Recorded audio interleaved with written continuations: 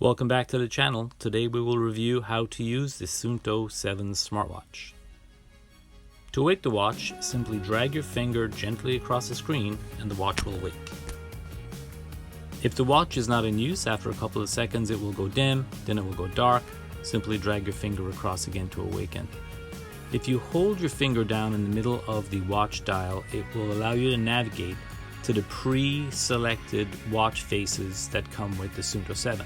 You can go on to Google and download a bunch of different watch faces, but I actually like the marine. Tapping the center of the screen lets you go back to normal operation.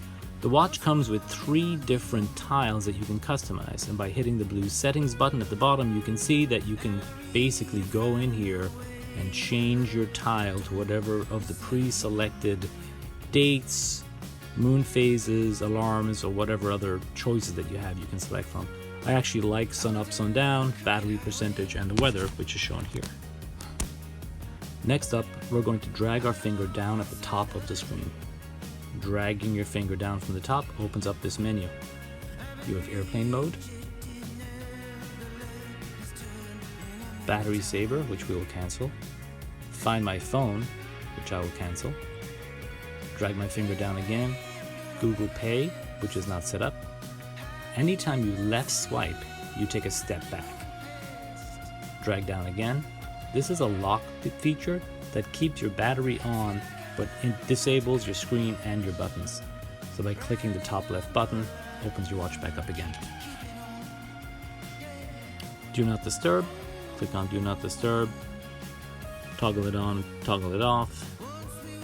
There we go. At the top of the screen, there's a settings button.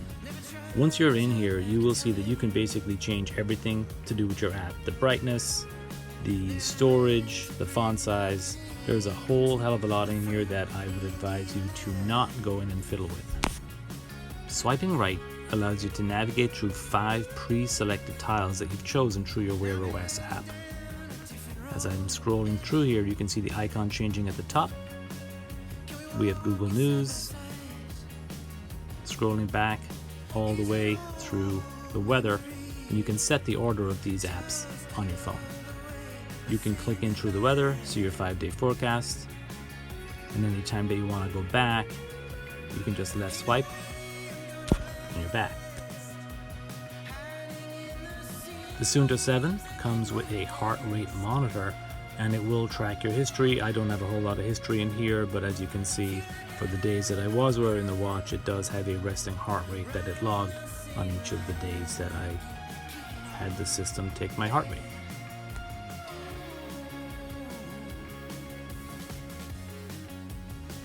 As you can see here, as I'm scrolling from screen to screen, it's not a very smooth experience. Sometimes I feel like the screen isn't following my thumb movement. Sometimes I feel like it's catching up, a split second after I scroll. So it takes a little bit of getting used to. On the news, it's actually pretty neat. If you did want to read a news article that you found on your watch, you can click open on phone and it will open the article on your phone, which is kind of cool.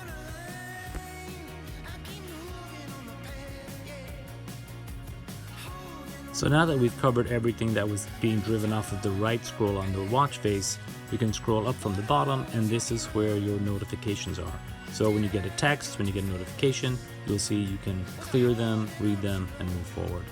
Left swiping I feel like is a little bit less useful. I haven't gone there much.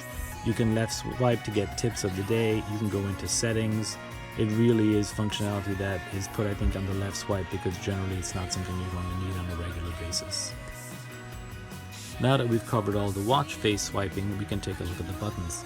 Top left hand button allows you to open up all the applications, and in this case it's all the applications that came with the Suunto 7. You can go ahead and click on the timer, shows you what the timer looks like.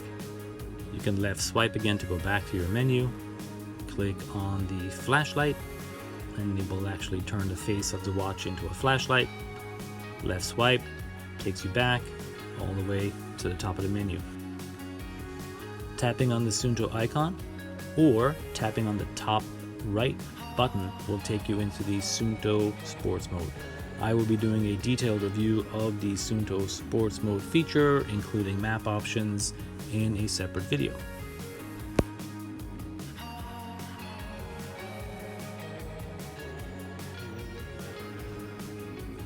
The middle button is a button that I use if I'm playing music. I don't have any music playing right now, but if your music is playing, you can tap on the middle button and it will allow you to open up a menu to change the song or shuffle along based on whatever you're doing.